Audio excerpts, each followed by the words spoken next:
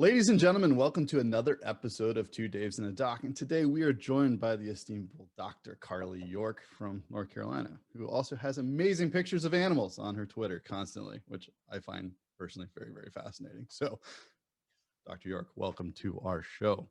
Thank If you. you could give us a brief introduction to who you are, where you're from, what you do around this joint, and we'll jump right into the rest of the show.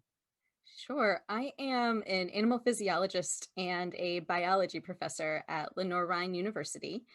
This is a small liberal arts school in the mountains of North Carolina, and I teach non-majors biology. I teach vertebrate zoology and animal physiology. I just started teaching some science communication courses as well here. That's awesome. How did you get into biology? What's the fascination there?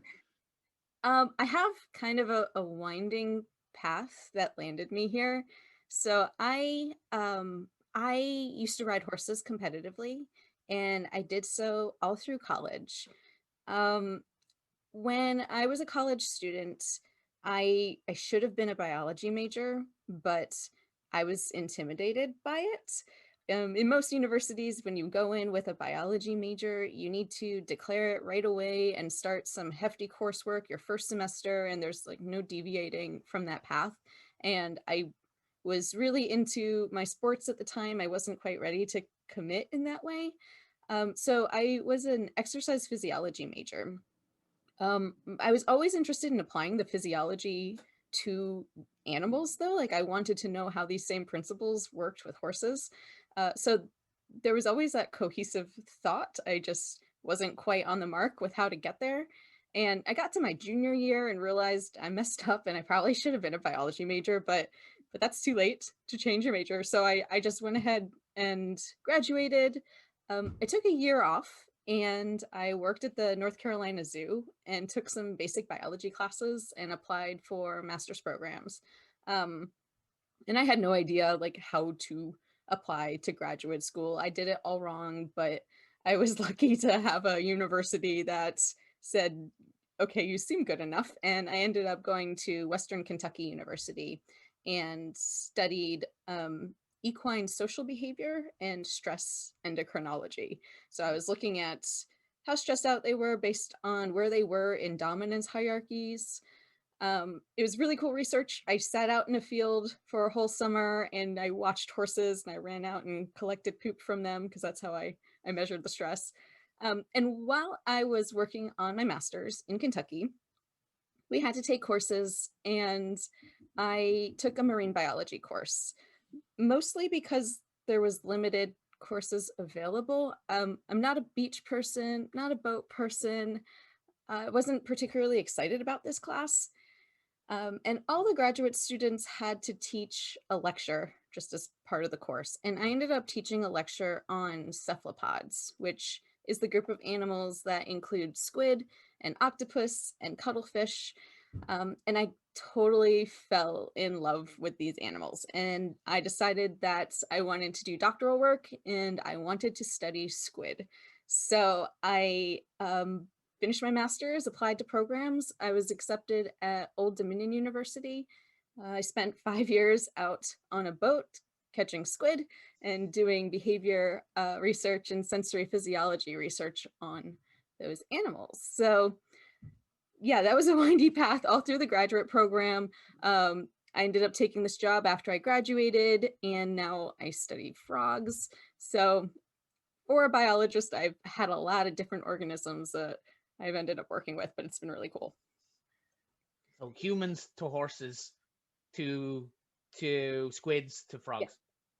Yeah. I also working with the North Carolina Zoo right now on a chimpanzee project and an elephant project too. So all over the place. Multidisciplinary biologist. Yeah. Multi-species and multidisciplinary biologist. Throw a little poop in the middle of that, and you got Totally. you got it made. Yeah, That's a it's vital part of biology. Yeah. Yeah. No biology if it's not poop. No, exactly. So squids in particular. So before we started this, I just let you know I watched your great TED Ed video on squids, which was amazing, by the way. If people listening have not seen it, go and check it out. It's how squids outsmart their predators, right? Yeah. That video is essentially 4 animal physiology papers boiled down into a 5-minute story about squid. It's excellent. Like that's to me, that's the way science should be, easily understandable. And you think about an onboarding process, I'd say a surprising amount of people will watch your video and then probably be led to those 4 individual papers if they request more information, like a soft onboarding for science. So you mentioned now you're teaching science engagement and outreach in particular.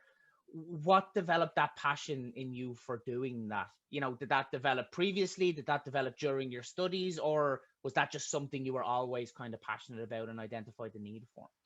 Yeah, this is something I've been thinking about a lot lately. You know, sometimes life happens and you don't really notice something has happened until you're a few years down the road. And I'm at that point now where I realize that something has happened, and I'm now really passionate about communicating science to non-science folks. And I've been teaching non-majors biology for about 4 years now, multiple sections every semester, and I love teaching the non-majors. It feels like this really special opportunity to bring them into a world that they otherwise get really little exposure to, and they often come in not particularly excited to be there.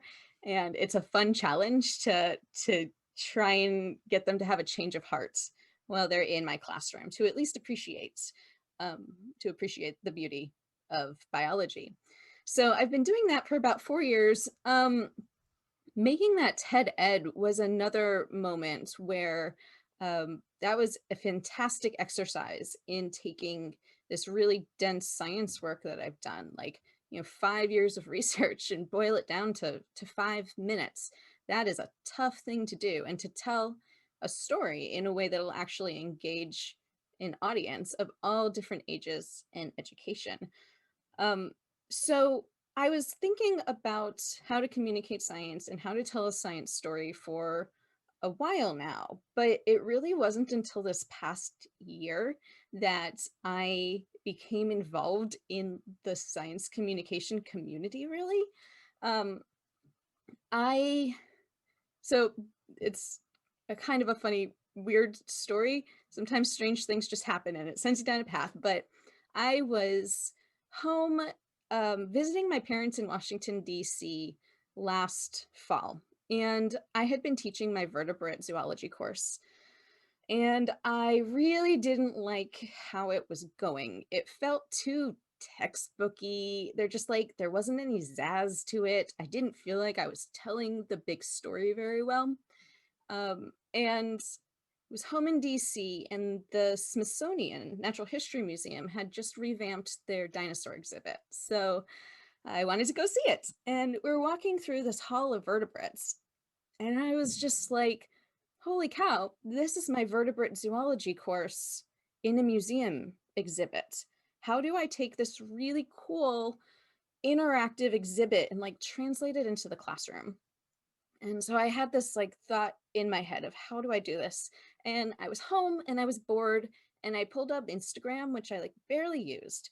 And I was scrolling through, and I noticed that this friend of mine who I'd done squid research with had just done this improv show up in New York City with a group of like science communicators that do a comedy show. And I clicked on one of the guys who hosts the show.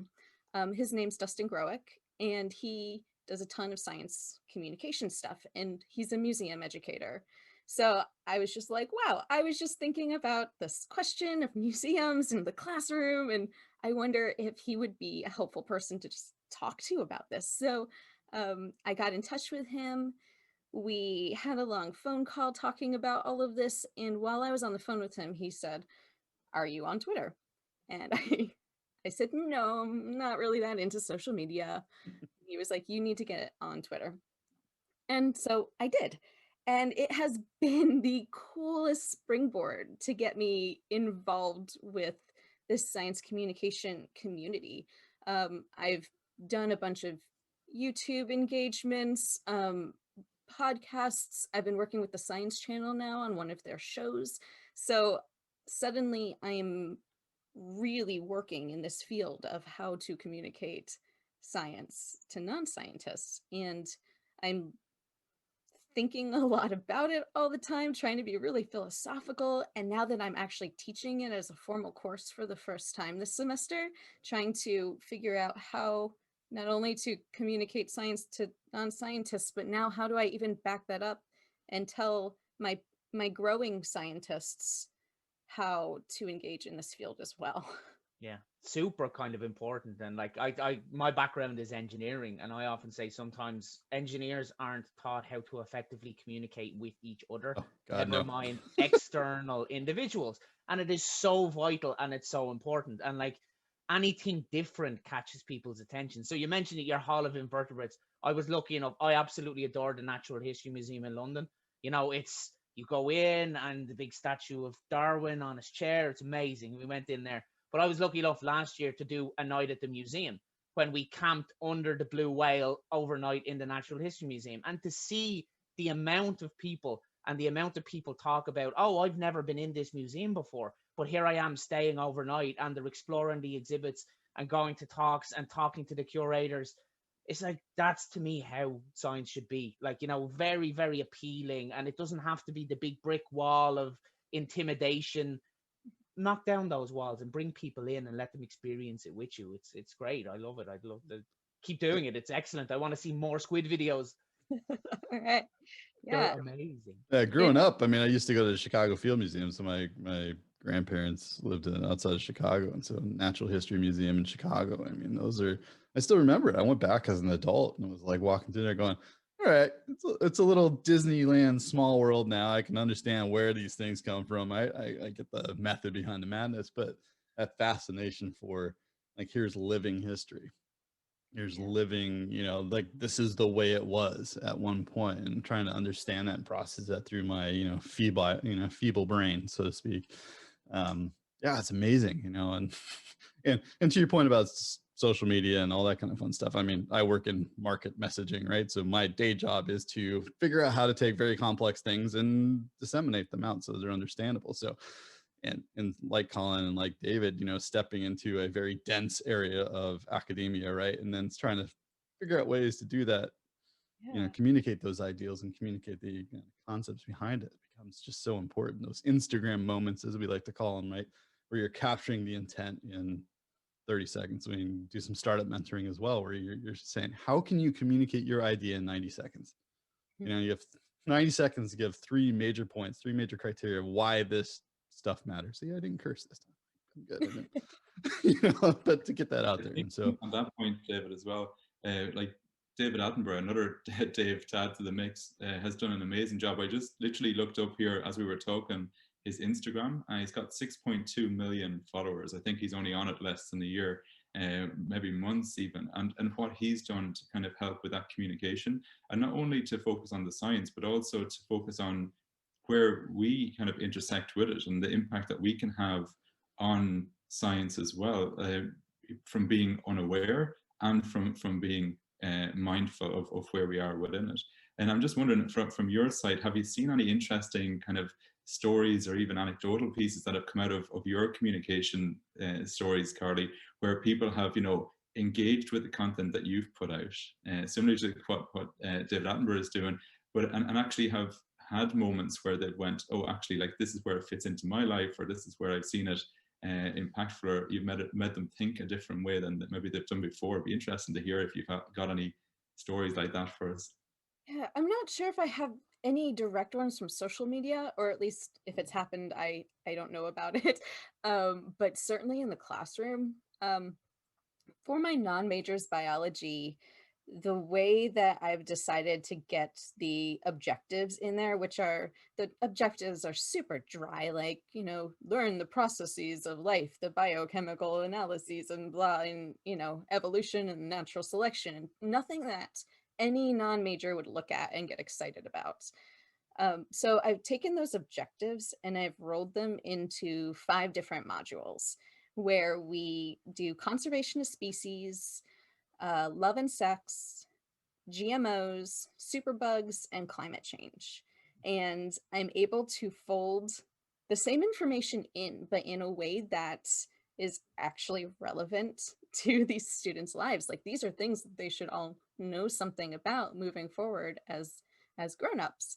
So, you know, conservation of species is all about biodiversity, and conservation, obviously. And then we get to love and sex, and you start to get in things like sexual selection and different sensory cues. Superbugs is just a Trojan horse for evolution.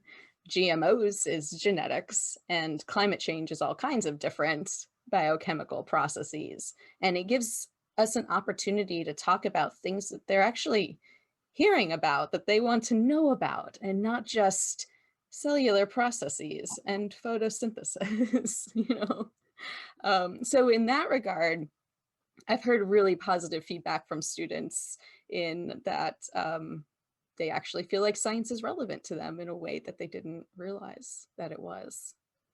Like that's a like I love that idea as well. And like I've tried to do similar in work I've done in the past. Have you found any resistance from your field, or maybe the institution of academia, let's say, resistance to that? I've heard people say, oh, it's you know, it's demoting the importance of this work, or it's like informalizing it and it's taking it away from it. Have you found any resistance to that in general, into work you do or in the field as a whole? Yeah, a little bit. And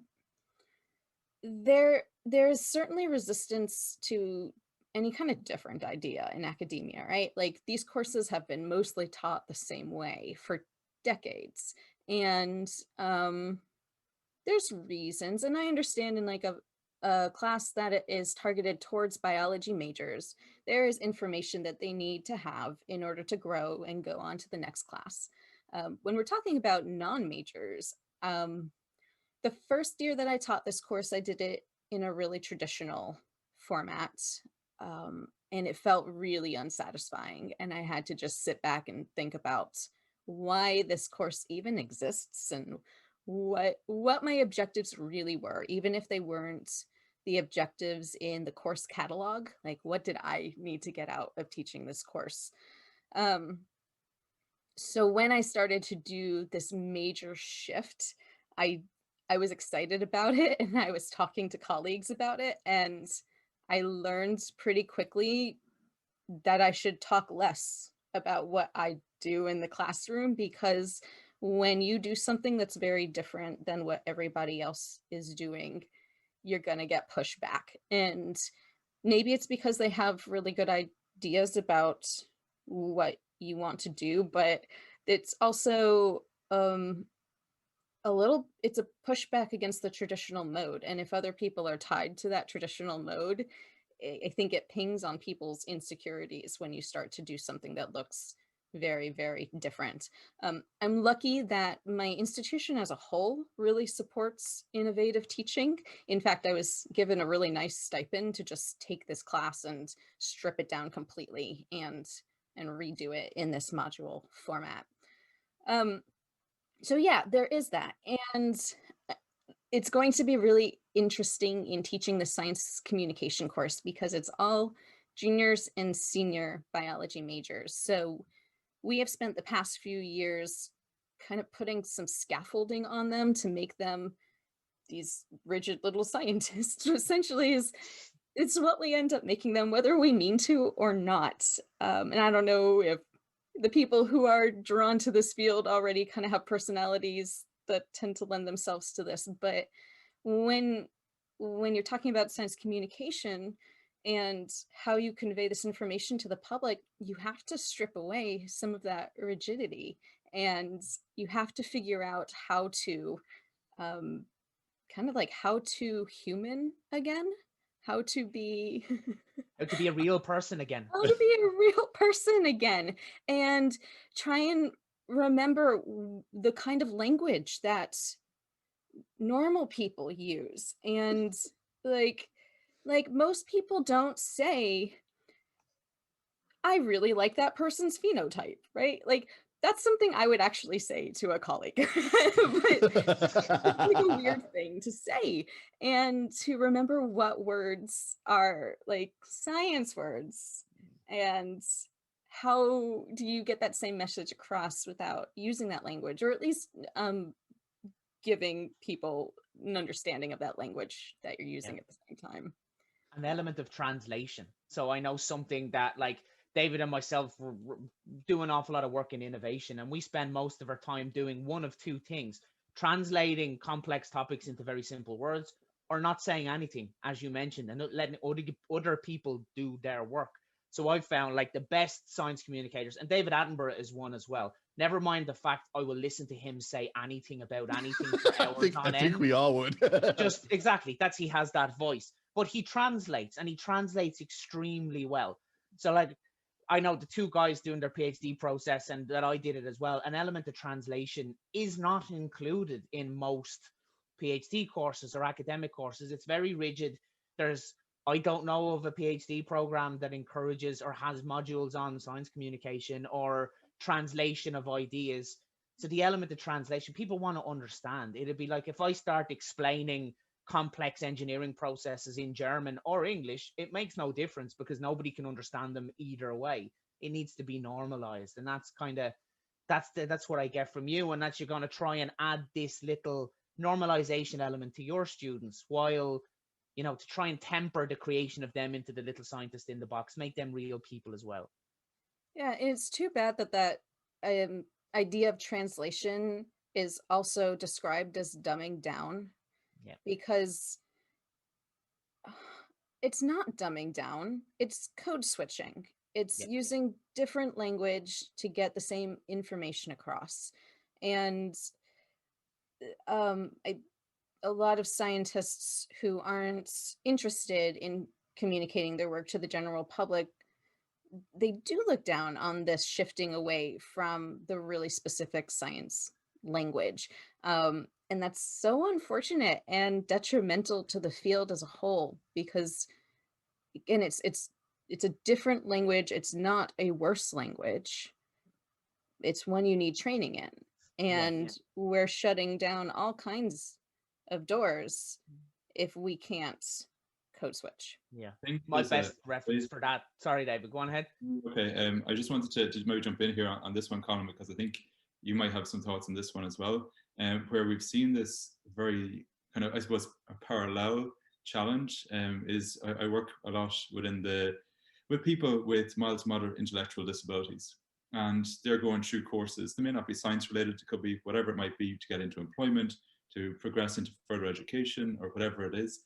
And a lot of, even in, whether it's from the government, the information that we receive, whether it's about perhaps a virus, or in just general, how do you claim your money for a week, that type of thing, has almost been complicated to a point where it's illegible for so many people. People just cannot comprehend what it means. And even when we look at it and we go through it, we don't have some of the challenges that other people have. It's hard to kind of really figure out what exactly it is that people are trying to say. So I think in a way, it's almost, I don't know, there's a snobbery or some type of like class element to language. And I think that we could learn a lot from the sector, the disability sector, where they've been fighting to simplify language, to not because it's dumbing down in any means, but it's because it makes it easier for everybody, and that is where I think, we need to, in universities, whether it's science, engineering, or across the board, need to go, and as teachers, because all of us have been in a classroom at some stage in our lives, it's our responsibility too. I know there's been plenty of times where I've talked about something and then I've looked up and everybody's eyes have glazed over and you just don't, you kind of forget, you kind of become, like you mentioned, the ivory tower, you almost end up in that without realizing it at times. So I think it's good for people to maybe flag that. But yeah, sorry, Colin, I interrupted you on that one. No, it was a good point. I was going to say, like, to me, the best example of what both of you have talked about is Richard Feynman, famous physicist from his time in Cornell. The Feynman physics lectures are foundational lectures in physics these days. But Richard Feynman always said, if he cannot explain a complex subject to a normal individual, it's his problem, not their problem. He does not understand it well enough to convey it in means that everyone understands. And like, that's the reference. Nobody will doubt Richard Feynman doesn't understand physics. Main core contributor to the Manhattan Project. He knows what he's doing. He took it as his problem. If he couldn't explain it, it was his problem. That's what I would like to see in science. If you can explain it to anybody, you really know your topic. And I wonder, Carly, have you experienced the opposite from other people? Maybe the people that have this resistance. I've found that an awful lot of people that maybe don't understand it as well as they present will hide behind formality just to get out of the uncomfortable situation of having to try and explain something they don't understand. Oh, absolutely. I see that. I see that all the time in the science students here where they're giving some of their first big presentations and it's filled with jargon and really dense graphs that they don't even understand, but they think if they move through it quickly enough. Um, so I teach the science communication course. I also teach a course on scientists giving science presentations, and I use a lot of the same principles in that, honestly. Like, we keep it at a much more technical level, but at the same time, as a scientist talking to another scientist, you still should be telling a really clear, simple story. And science is such a broad field. Biology is such a broad field. Animal physiology is such a broad field that I can't necessarily sit in a presentation for another animal physiologist and understand what the heck they did just because I have a PhD. And that's that's something that we need to work on at that level in this field as well. Like, yeah, people hide behind jargon, they hide behind technicalities, they hide behind graphs and statistics, and usually people walk out of those presentations having no idea what they just watched. um, if that presenter is lucky, those people won't ask questions because they really didn't understand enough to even ask a question. Um, but that's not the way this should go. So absolutely, yeah, yeah. And There's that's such a the negative aspect you said as well, is not asking questions. That, like, to me, that's a terrible scenario you just described, because those people will leave, and not only will they not have learned anything, they very possibly could be turned off that field as a whole. You Yeah. know, nobody likes to appear like they do not know what they're talking about. If you build up this barrier and people can't, they don't think they can ask a question, they're never going to ask a question. They've never passed that barrier. If somebody, even worse, if somebody asks a question and the question is dismissed or belittled, even worse again. And I've seen it on numerous occasions, and it actually drives me insane. Like, that's bad. That's our problem as scientists and academics. We need to fix that across the board. That can never happen. we're taught a lot when you do interpersonal interaction. So my background's in psychology. So I did my undergrad, my initial grad degree in psychology and counseling. And a lot of what you're taught, and even coming into the social media stage, I never wanted to interact with people. So the fact that I'm doing podcasts, as a massive introvert is kind of fun and fascinating to me as well. But it's all these little cues that you get, like, oh, that's a great question. Translation, I don't know what the hell you're talking about. That's asinine, right? Like, all these kind of little juxtapositions, like you're saying. And there's such a fear, and this was, my perception coming from an outside in. I'm a little older than I think all of y'all. So coming back into academia after a 14 plus year pause in the action, right?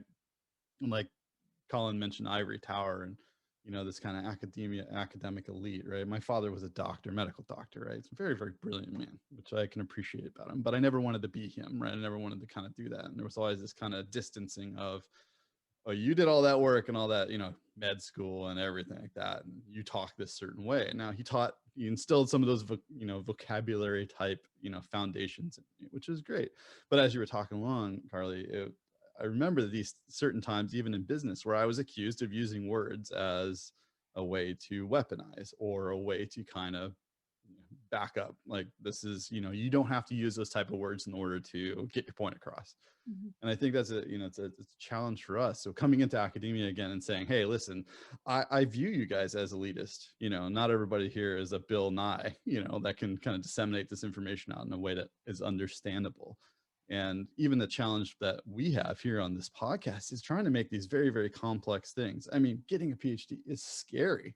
I mean, it's long, it's an arduous process. Like you're saying, you applied to programs wrong. Well, how did you know that they were wrong? Like your path is your path, and people coming around. And we're on PhD chat, obviously. We encountered you through Twitter, right? Yay, mediums, right?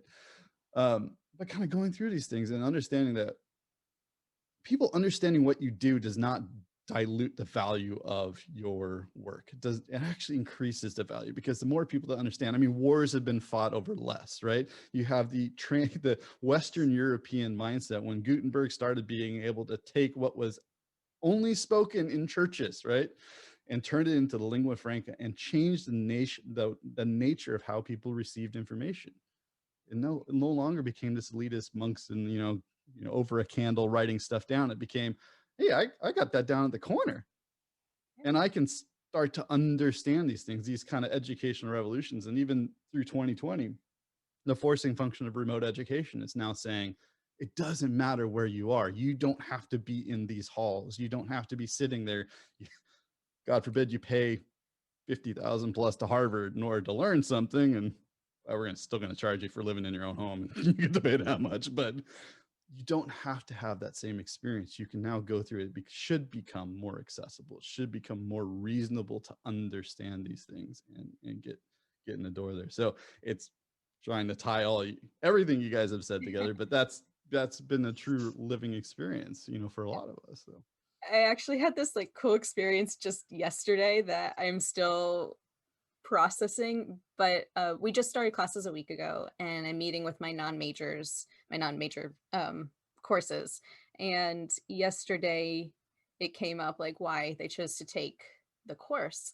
And somebody said, I heard this course wasn't very hard. And my first little, thing was, oh, okay.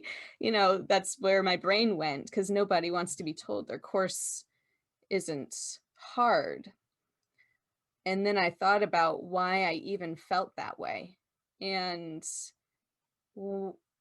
I decided that that was great, that people were coming out of my biology course thinking it wasn't hard, because my goal is for them to think science is accessible and to think that they too can participate in the scientific process, and they can understand these concepts that have been made out to be incredibly difficult to understand. So I'm going to decide that that's great, that students are coming out of my course thinking that wasn't hard, and that I'm meeting my objective then, for students to walk away feeling more comfortable in the sciences. I would agree.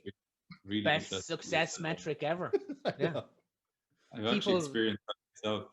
In one of the universities that I teach in, we do design thinking, and they come in for a week and they go through the process. And again, like that, and I hadn't thought about it the way you put it, in terms of maybe it's that it's doing its job, and it shouldn't be hard, really. And again, it's the same thing. We do the course because we feel it's an easy way to get some credits for whatever it is. But at the same time, they come in and they meet a host company. For example, it might be Revolut or another company, like something like that. And they identify a problem. They go through a complete week of each stage of it, having to work in teams, having to do all the things that usually people hate and the things that they don't usually enjoy, and then come out the far end of it, having succeeded, and will say, yeah, actually that was pretty good. And actually maybe the content's not easy, but or as easy, but sometimes they have a big fear about the other interactions and the pieces around it and all of those elements. And I think if you can make those easy for them as well, then I mean you're onto a winner. So clearly you're doing a really good job on that. It'd be really interesting to kind of share back and forth after this. I would like to take your class, if possible. Let's do it. Let's all take Carly's course next year. That's the plan. Exactly.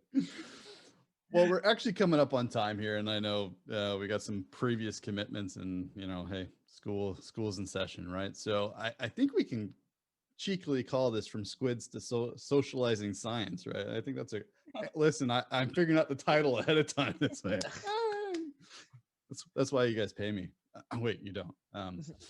In any case, Carly, it was wonderful to have you on here and get a real sense for your journey and how to kind of, well, democratize science, I think is a better way of putting it. And, you know, really kind of bring that message to the folks students that are eager to learn and just don't know it yet, right? Or the folks that are going to be doing this for their lifetime and need a better way of explaining it to people. And, you know, I think Colin has said in the past, if he can explain things to his mom or his gran, as the case may be, he's doing a really good job. And I agree.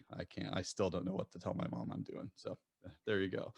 But we appreciate your time today. We look forward to interacting with you on Twitter and other social media outlets. And yeah, I think there's an audit in all of our futures for your biology class, if time permits, in this grand scheme of things. So from all of us to you, thank you for your time. And we look forward to having more conversations in the future. Sounds great. Thanks so much for having me. Thank you very much.